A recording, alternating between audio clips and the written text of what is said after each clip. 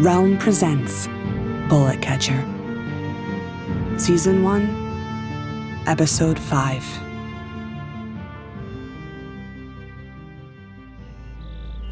One. Blood gurgles in the gunslinger's throat. An awful wellspring that makes my own blood run cold. The undertakers, in dark suits and tall top hats, fight through the scrum of townsfolk clambering to rob the dead man of his good boots, his gun, his hat. They load the body into a wheelbarrow and cart it away. I drift to the boardwalk and sit. He had pointed right at me, but why? Damn the bullet catcher for ending him before he could finish what he needed to say. The gunslinger was beaten, and the bullet catcher killed him in cold blood. There comes a point when all your heroes disappoint you, and this is the first time I look at the bullet catcher and think that I might not want to be like him after all. The bullet catcher comes over and sits beside me. He produces his sack of tobacco and pinches some into a strip of paper, licks it closed, and lights it. Drawing a lungful of smoke, he says, "You're disturbed by what you saw today." A man's got a right to his last words. He said everything he had to say. He pointed at me. He looked at me so strangely. No, cub. It was only the light he saw. That same one we all see at the end. You just happen to have been standing in front of it. The mayor comes over, wiping sweat from his brow. His white shirt is stained under his arms. His collar is dark with sweat. You, he stammers, but can't get the words out, either for fear or anger. Say your piece, the bullet catcher says. You know what you did? The mayor says, after a few deep breaths. You've condemned us. How so? I say. Look around. The people are dying of thirst. I made a deal with those gunslingers for water. What do you think they'll do when they find out one of them got killed here? I gaze around the street. All traces of the gunslinger have been wiped away, save for the dark bloodstain drying in the sun. Dust spins in small devils down the dry lane. The paint has been blasted clean off the storefronts and signs. At the far end of the street, near the lawman's house, a water silo lies collapsed on its side, barren. The townsfolk huddle on the boardwalk, in the narrow shade of the storefronts. Unlike the mayor, they are terribly thin. Your people are better off without that kind of help, the bullet catcher says, and flicks his cigarette into the street. Whatever the price, it was too high. The mayor stands before us, slack-jawed. Then he walks away, as if in a daze. When he's gone a few steps, he turns and says, "Even if the price were our souls, at least we'd still have our lives." We watch him as he wobbles down the street and disappears into the saloon. Even the bullet catcher seems shaken by his words. He quickly rolls another cigarette and starts smoking. Now what? Now we have two options before us. We press on toward the Bruises, or we run. Run? We can't return to the mountain. Word will reach Bullet soon enough that we were here. He'll want revenge. He'll come looking for us. Who is he? Bullet, I mean. The bullet catcher inhales smoke and looks at me askance. He was just a boy when I first met him. He wanted to train as a bullet catcher. He showed promise. Great promise. He was an undisciplined student, and I was a hard teacher. We were losing the war then, and I was angry. And I taught him to be angry, too. He falls silent. Then what? Then, one day, he was angry enough and strong enough that he left us. but not before killing as many bullet catchers as he could. He killed Nico. Yes, he killed him too. I don't want to run. I want him dead. The bullet catcher nods, looking grim. He stands and looks off at the horizon, where the sun is beginning to lull in the sky. He shuts his eyes as though he doesn't want to see whatever lies out there, beyond that line of the desert. It's 3 days' walk from here, the bullet catcher says. The desert that separates us from the Bruises rolls in high, shifting dunes. The wind is hot and relentless. It will be a difficult journey. Then we better get started. As we walk out of Los Cazadores, the people hunkered in the shade watch us go and spit. We bed down at the end of the second day. My muscles melt into the softness of the bedroll that never seemed so soft before. The heat coming off the bullet catcher pales the sun at midday. He's hardly said anything since Los Cazadores. He almost seems like a different person than the man I've come to know. On the outside, he's as calm as ever. But I can tell he's angry. Sometimes he seems to hardly remember my presence, and I have to call for him to slow down, to not leave me behind. Because as strong as I've become, he's still that much stronger, that much faster. I think back to the gunslinger in Los Cazadores and the line of handprints tattooed on his arm. I think of how calmly the bullet catcher had studied them. I have to remind myself that he is not a monk or a priest. He's a fighter. A killer. Is it possible to truly know such a person? Would he accept someone knowing him? How many people have you killed? I don't know why I ask it, but I want to know. He sits near the fire, staring into it. Many people, he says. How many children? The spell of the fire seems to give a little, and he looks at me. His eyes betray nothing. They hide his secrets, like a bandage covering a wound. Why do you want to know something like that? Don't have a reason. He pokes the fire with a stick, making the embers glow orange. Not so many, but some. More than some.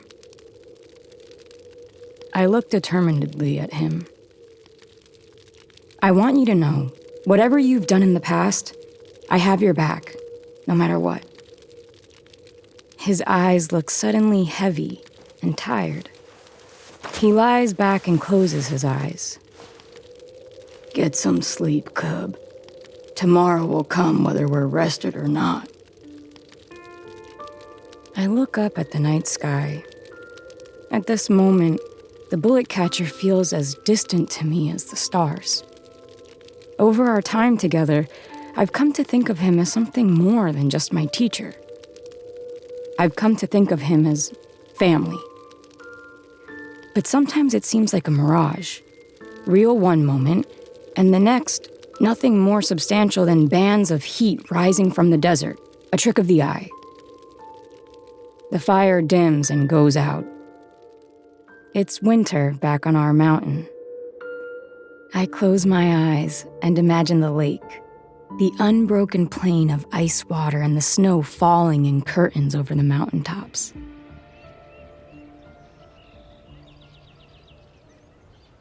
On the morning of the third day, we climb clumsily across the dunes, our boots sinking and sliding in the soft sand. Even the bullet catcher stumbles now and then. It's early and blazing hot already, but walking in the shadow of the bullet catcher, which seems somehow deeper and darker than ever before, provides a coolness. The Bruises rises over the crest of dunes. Surrounding the town is a halo of deep violet flowers that seem to pulse in the heat, like blood rising to the surface of the earth. The Bruises is bigger than Sand and Los Cazadores. it's a real town. It bustles with people and wagons and horses. Several water towers loom over the rooftops, quiet sentries. We stop and catch our breath. We pass the skin of water back and forth and take in the town. What waits for us down there? I ask, standing beside him atop the dune overlooking the Bruises. The man we've come to kill. But between him and us, a small army of gunslingers.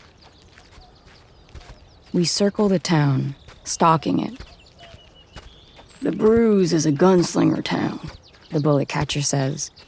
We cannot simply charge in and take our mark, nor can we post up in the saloon and wait for him. He is not like the man in Los Cazadores. The man in Los Cazadores seemed to know what he was doing. Yes, he says. He was able. The stories his tattoos told were no lies, but he made for a large target. Bullet is far more dangerous. This is the closest I've been to him in many years. He hardly ever ventures so far from Las Pistolas. Las Pistolas? Las Pistolas is the gunslinger town. City, really. It's where they train new recruits. 1,000 gunslingers call it home. So what do we do now? Now, we wait. Hours later, the lingering sunlight melts into darkness. The green mercury lamps flicker on, casting light across the halo of flowers, which sway in the swirling wind and throw ghastly shapes across the backs of the buildings. From town comes the sound of people closing up shop, making their ways home or to the saloons. We pass the hours in silence, watching as caravans stream in and out of town. The ones leaving town are made up of wagon after wagon laden with what looks like metal piping and guarded by gunslingers on horses. The ones coming back are empty. It's deep into the night when the bullet catcher stands suddenly, dusts the sand from his clothes, and takes off toward town without a word. I get up and quickly follow. At the edge of the field of flowers, the bullet catcher stops. He looks at the flowers for a time. They are much larger than they seemed at a distance, the size of sunflowers. He leans down, brings one of the dark blooms close to his nose, and breathes deep. He looks just like he did on those cold mountain mornings when, running full bore along the path, he'd stop to linger over a newly blossomed flower. But these aren't anything like the flowers from home. There's something frightening about them. Frightening inasmuch as they exist at all with the blazing sun overhead and no sign of water. The bullet catcher stands and puts his hand on my shoulder. The look in his eyes is soft and pleading. I think it would be best if you waited here. Hide in the flowers, cub. Wait for me to return. Anger rises to my cheeks. I didn't come all this way not to make Bullet pay for what he did. I'm not your mule. I don't just carry the bags. He raises his hand to quiet me. I do not think that of you. It is my responsibility to train you, but also to protect you. I peer around him at the town. All of a sudden, in the grim shadows of flowers dancing on the walls, the green mercury light, the distant sounds of drunkards, the sound of the bullet catcher's voice that could be mistaken for fatherly concern, I get the feeling that he's right. That something terrible will happen tonight. But I think of Nico and chase the feeling away. I want to see the man who killed my brother, I say, staring back at him. I want to look into his eyes when he dies. You will not like what you see, he says without looking at me. And killing him will not bring you peace. But it'll bring you peace? When you get as old as I am, have lost as much as I've lost, peace is no longer an option. He takes a deep breath and turns to me. You are your own person and must do what you feel you must. But if you follow me, I will not be able to protect you. I look down at my boots. The flowers come up to my waist. These deep, purple flowers are a promise of bloodletting. I'm going with you. He does nothing for a time, perhaps hoping I'll change my mind. But finally he turns and walks off toward the Bruise, moving through the field of flowers silently, without breaking a single stem. I follow him, exploding the petals like confetti.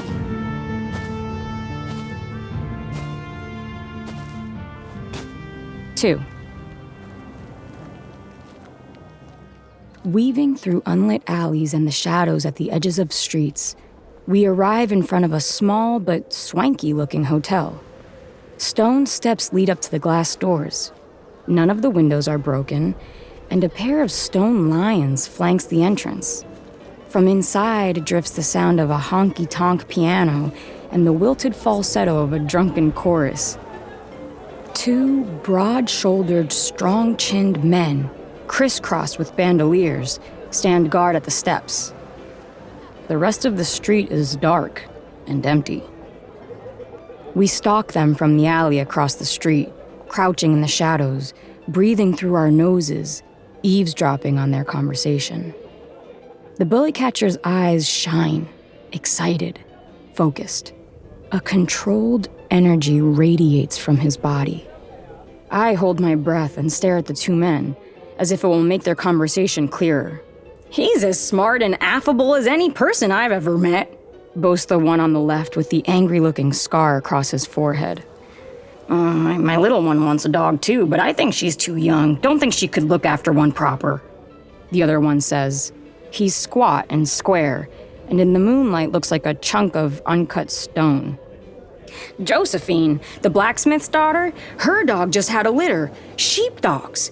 Big and hardy. Those dogs don't need much looking after. They'll look after your girl, if anything. The first man thinks on that as he rolls and lights a cigarette and hands it to the other. Are these men gunslingers or fathers? I'd never considered that a person could be both.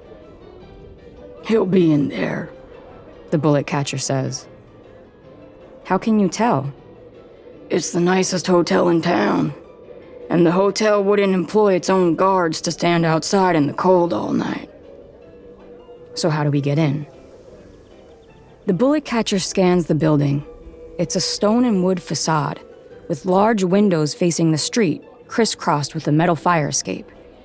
On either side of the building, wide alleys proceed into shadow. Through the front door, he says.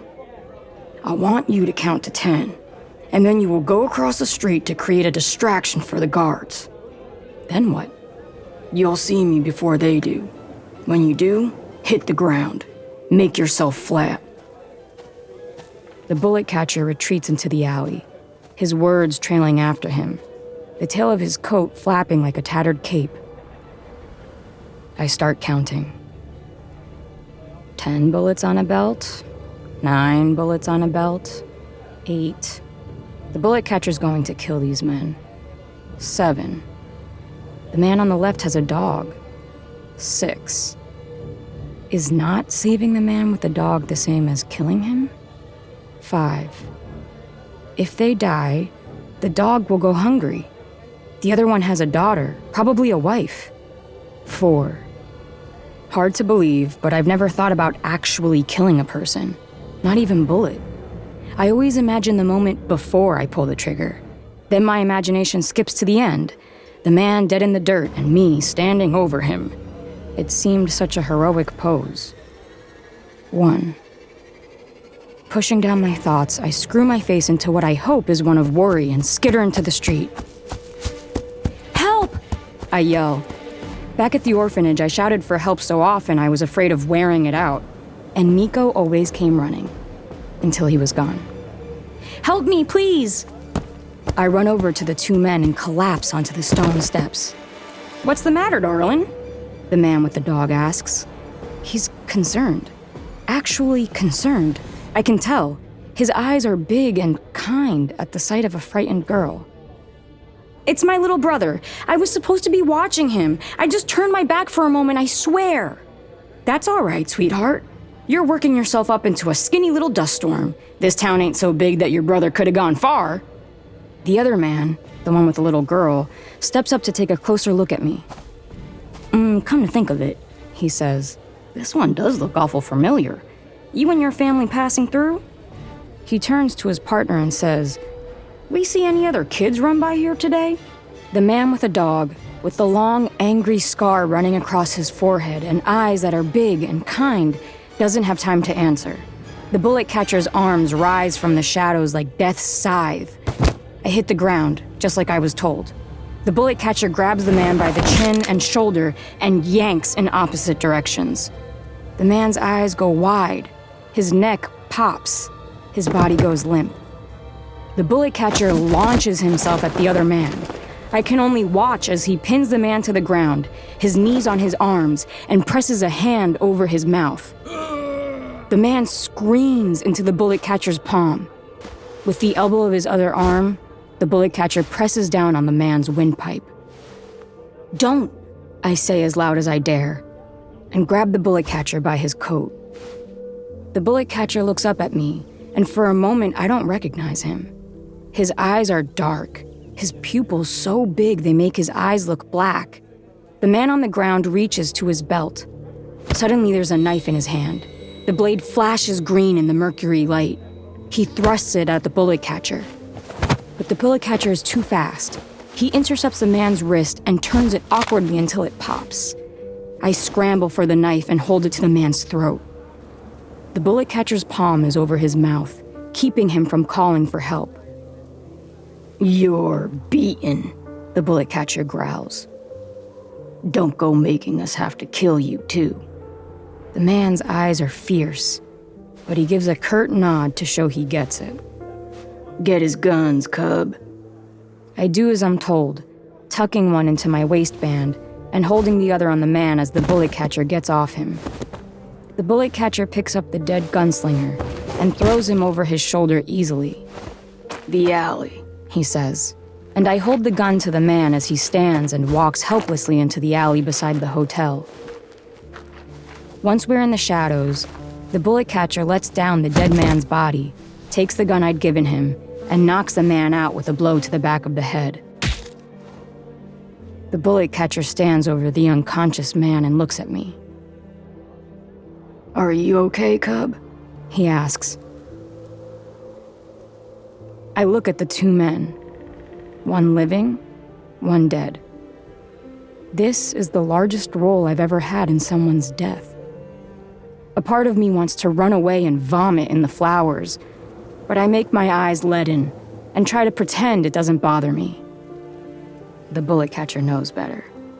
He saw my hesitation, and now he sees my fear. We will speak later about what happened here, he says, when there is time. We strip the men's bandoliers and gun belts. In a gunslinger town, no one looks twice at a person carrying shooters.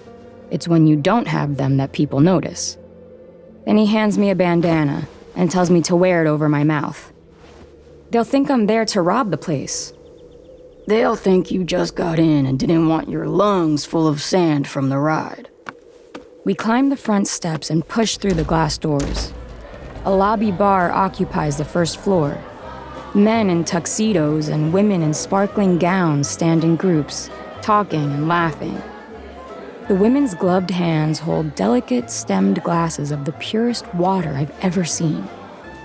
Mixed in are gunslingers, who seem to be forcing themselves to act civil and sip their snakebite. They're still dressed in lousy cotton shirts and jeans and leather, but it looks like they've gone so far as to wash their faces and pomade their hair. Who are these people? I whisper. Northerners. Don't stare. We walk briskly through the lobby, past the bar, and up the carpeted staircase at the back of the room. Even if he's here, how will we know what room he's in? It'll be the biggest one, he says, without a shred of doubt in his voice. Likely on the top floor. At the top of the staircase, we are met by a single door. The brass plate affixed to the wall reads, Suite Number 1. The bullet catcher reaches into his coat and produces a roll of leather. Opening it, he reveals a set of delicate tools. I recognize them from books. They're lockpicks. He picks one out, rolls the rest back up, and tucks it into his coat. It only takes a second. The door gives a soft click and eases open. The bullet catcher puts his finger to his lips and slides silently through the door. And I follow, his silent shadow. The suite is one large room. The only light comes from the big windows. Moonlight reveals the edges of the furniture. Deep pools of darkness swallow everything else. Near the windows, on the far side of the room, is a huge bed with the outline of a man sleeping soundlessly. We cross the room without so much as a squeaky floorboard to give away our presence. We stop at the side of the bed, looking down at the man who killed my brother. He faces away from us. The bullet catcher draws the knife he took from the guard, grabs Bullet's shoulder, and turns him to face us. He draws the knife back, ready to plunge it into his chest. But the bullet catcher stops suddenly. It's not a man at all, but a woman lying in the bed. She startles awake as the bullet catcher grabs her. When she sees the knife, she holds up her hands and opens her mouth, but she's too frightened to scream. Don't move. The voice is deep and raspy and comes from behind us. Drop the knife and turn around slow. We do as he says. Bullet stands in the shadows, invisible except for the gun in his hand, extended into the silver light from the moon. He says, Good to see you again, old friend. The bullet catcher says nothing. Carmen, Bullet says, if I were you, I'd take your money and go. You don't want to be here for this. The woman stands quickly, the blankets wrapped around her. The knife falls off the bed and clunks loudly on the floor. She grabs the money from the nightstand and darts out the door, trailing white sheets behind her. The door slams loudly, and then everything is again dark and silent. Who's this you've brought with you? A new protege? Just a townie. I promised him a couple coins if he showed me where Bullet was. I know everyone in town, and I don't know you, he says, turning his attention to me. It takes everything in me not to reach for my gun. But if he were that easy to kill, I know the bullet catcher would have done it a long time ago. So I bite my lip, hard enough to taste blood, and don't make a move. How did you know we were coming? Roebuck sent a telegram. Arrived yesterday. From the stairwell comes the clatter of boots approaching. Here comes the cavalry. In an instant, the bullet catcher grabs and spins me. I roll over the bed and drop on the other side. In the same movement, the bullet catcher dives for the knife and throws it like a dart into the shadow. There's the dull sound of bullet hitting the floor as he dives out of the way. The muzzle of the gun flashes orange. The window shatters. Then the bullet catcher's hands are on me. He pulls me to my feet. Holding me by the wrist, we jump through the window and we're out on the catwalk. The cold night air wakes me from my stupor. We can't! I scream. He was right there! Now's our chance! But then the door bursts open, and a posse of gunslingers pours into the room. Light from the hall cuts across my face, sharp and bright. The bullet catcher grabs me and pulls me after him up the stairs. Hurry! He yells. He climbs the metal catwalk and flips over the crenulated lip onto the roof. I gather myself quickly and follow him. Behind me, bullets ricochet off the metal stairs. I flip onto the roof, and already I can hear the gunslinger's footsteps on the stairs behind us. Run! The bullet catcher yells, before sprinting to the edge of the roof and vaulting over the alley, landing and rolling on the far roof, a story below. Quickly, Cub! I chase doubt from my mind, run as fast as I can, and leap. On the other side, the bullet catcher grabs me from the air and sets me down softly beside him. Then we're off again, jumping from roof to roof. A few brave gunslingers follow us for a while, but they can't keep up. Their gunshots ring through the night air, but soon we outrun those too. Near the edge of town, we jump onto a lower building. The bullet catcher slides down the angled eave and lands in the street. I slide after him, but as I see the ground coming up fast before me, I lose my nerve and grab the gutter wrapping around the roof as I slide past it. It comes away in my hand and I tumble down through the air. But again, the bullet catcher is there when I need him. He catches me, sets me down, and pulls me inside. It takes a second for the adrenaline to stop pumping and for me to realize we're in the stables. Horses whinny and stamp their hooves at our presence. At the far end, tied to a post, are a group of horses already saddled. Their riders had probably just arrived and tied them up quickly to get in the first round of snakebite before returning to see the horses. The bullet catcher chooses an evil-looking black stallion with a diamond on his forehead, flared nostrils that look like smoke flues, teeth like the scorched metal of a furnace grate. The horse I choose is small and brown, with big, intelligent eyes. Her tail flicks back and forth. When I come close, she steps forward and presses her forehead against my hand. I feel as though she's been waiting for me. By the way the bullet catcher frowns at my choice, I can tell there are faster horses in the stable, but there's no time for discussion. The bullet catcher swings himself over the saddle. I follow his lead, swinging clumsily onto my own saddle. The horse looks back at me as though double-checking my work. "First time?" the bullet catcher asks. I nod. "Ride in rhythm with your horse, or you'll hurt her back." Before I can ask him what he means, he flicks the reins and takes off, galloping through the open doors of the stable to the street. I do the same and my horse takes off. As I near the barn doors, Bullet's unmistakable silhouette appears. He raises his gun, but I'm already nearly on top of him, and he dives out of the way just in time. Gunslingers fill the street behind us, yelling and shooting their guns. But we're gone.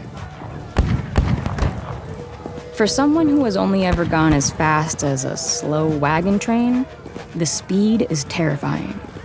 The horse bounces me up and down, and I can feel my pelvis and spine protesting with every painful bump.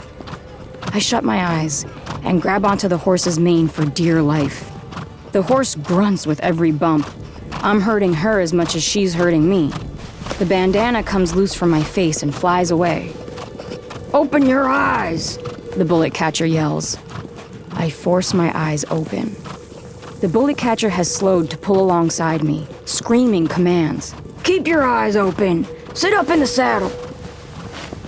I do as he says. The horse stops grunting so painfully. The bullet catcher speeds off in the lead. We cut a line through flowers, and as the bulbs explode, they leave dark purple stains on my horse's legs and belly. I turn to look over my shoulder in the direction of town. They're not chasing us. We've made it. Bullet lives, but we do too. There will be another day for revenge. I swear to you, Nico. The shot cracks the sky like lightning. I duck close to my horse and only look up in time to see the bullet catcher's horse collapse, throwing the bullet catcher into the flowers, where he disappears in the sea of purple. I ride to where I last saw him, but he's disappeared. Another shot rings out, and I can feel the air superheat as the bullet brushes past my cheek, inches away. The horse spooks, goes up on its hind legs, and throws me into the flowers. "Are you hit, cub?" The bullet catcher is there beside me, checking me over. "No, I think I'm okay." "Stay low." He peers over the tops of the flowers. I rise to get a look, but he pushes me down. "I said stay low, cub. Catch your breath." "What do you see?" "He's on horseback, edge of the flowers. 100 yards. He's alone." "What do we do?" "For now, we stay still. If he comes into the flowers, we might have a chance. Long minutes stretch out as we wait for Bullet to make his move. It's then that I notice a rotten smell, like bodies decomposing. I look down at the bullet catcher's horse. Its empty eyes stare straight ahead. "It's the flowers," the bullet catcher says. They smell like dead bodies left out in the sun. "They're known as the zombie flower, native to the north. The old warriors there used to paint their bodies with the dye derived from the petals. They'd trick their enemies into thinking they were fighting the dead risen back to life." Then the bullet catcher puts his hand on my shoulder and says, "If I'm killed, or if things look bad, I want you to run. You will keep your mind from revenge. You will not look back." I don't know if I like you enough to avenge you. I know you, cub. You're sentimental. And he's right. I would kill Bullet in a heartbeat for what he's done already. If he killed the bullet catcher too, I'd have no choice. No matter that I've never killed anyone before. No matter that even my part in killing the guard left me feeling nauseous and guilty. For the bullet catcher, it would be worth it.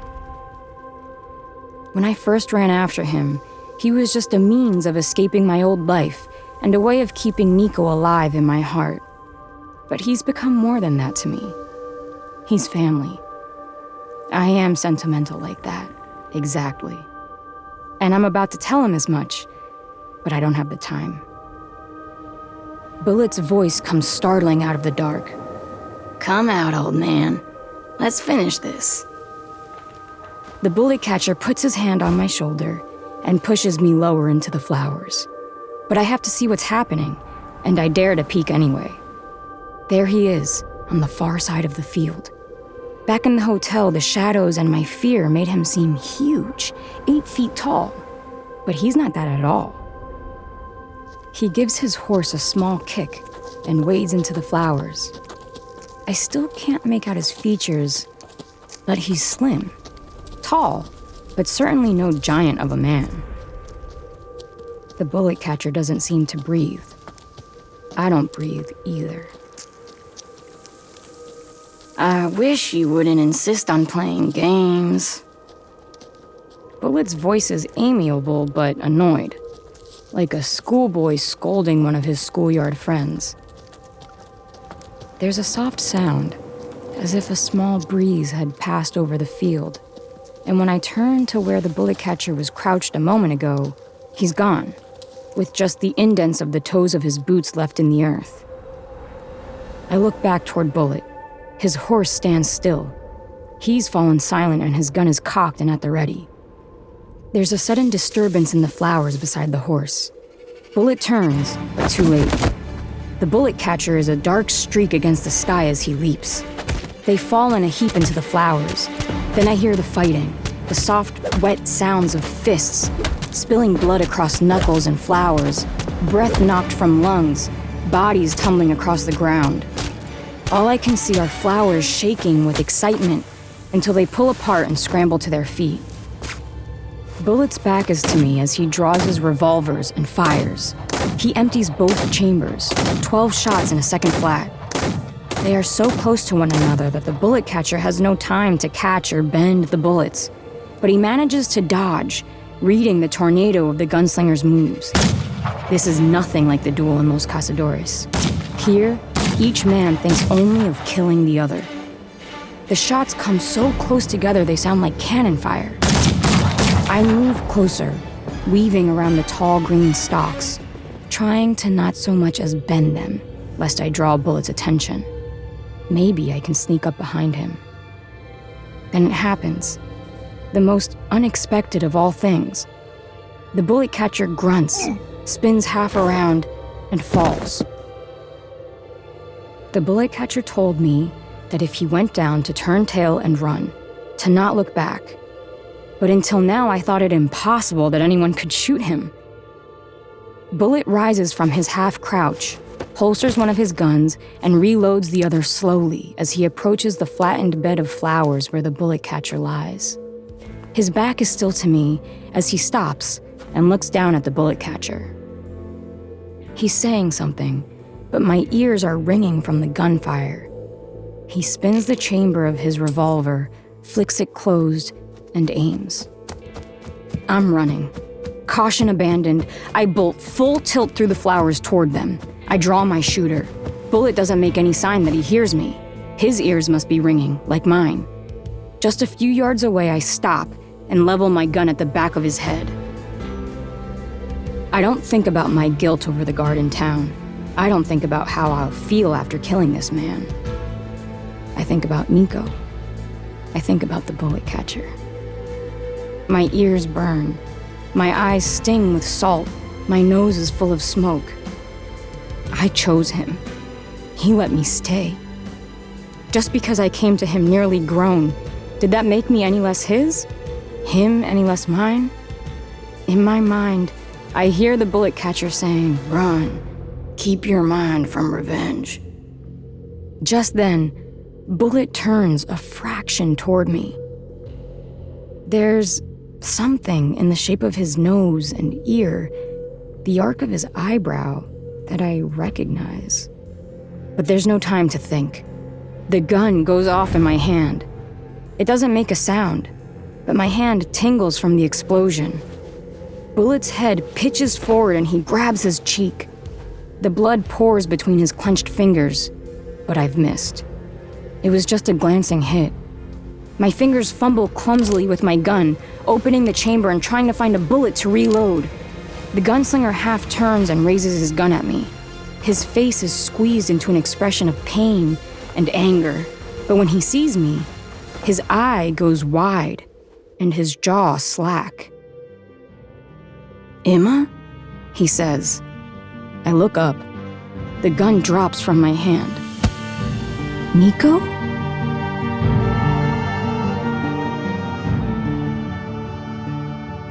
You're listening to Bullet Catcher by Joaquin Lowe, starring Inez del Castillo.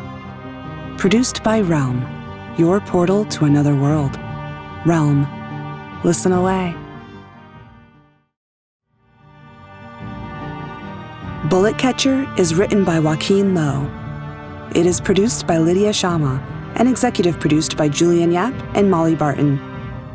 Voice direction, sound design, editing, and original musical theme by Amanda Rose Smith.